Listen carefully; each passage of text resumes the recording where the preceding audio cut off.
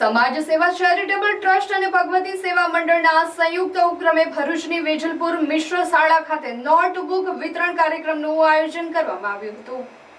આ કાર્યક્રમ અંતર્ગત શાળાના જરૂરિયાતમંદ 571 વિદ્યાર્થીઓને નોટબુકનું વિતરણ કરાયું હતું।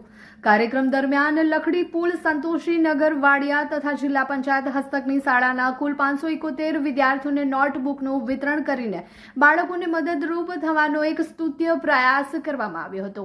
આ કાર્યક્રમના અધ્યક્ષ સ્થાને નગરપાલિકાના શિક્ષણ સમિતિના ચેરમેન અશોકભાઈ બારોટ ઉપસ્થિત રહ્યા હતા।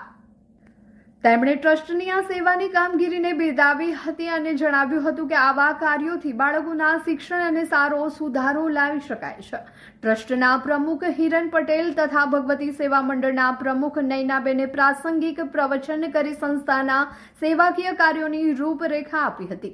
આ સમગ્ર કાર્યક્રમમાં શાળાના આચાર્ય મેમનભાઈ તથા સ્ટાફ મિત્રોનો ખૂબ જ સારો સહકાર પ્રાપ્ત થયો હતો। કાર્યક્રમના અંતે આભાર વિધિ ટ્રસ્ટના સેક્રેટરી સ્મિતાબેન દ્વારા કરવામાં આવી હતી। ખાસ કરીને મારા જે મિસિસ જ્યોતિબેન પટેલ જે 8 મહિના પહેલાં સ્વર્ગવાસ થયા છે, એમની ઈચ્છા હતી અને એ ઈચ્છાને માન આપીને અમે આ પ્રોગ્રામનું આયોજન કર્યું છે, જેમાં શાળાના પ્રિન્સિપાલ અને અશોકભાઈ બારોટ એમનો ખૂબ સહકાર મળ્યો છે। આભાર। અંદાજે કેટલા બાળકોને નોટબુક વિતરણ કરી, કેટલી શાળા? આજે આમ ટોટલ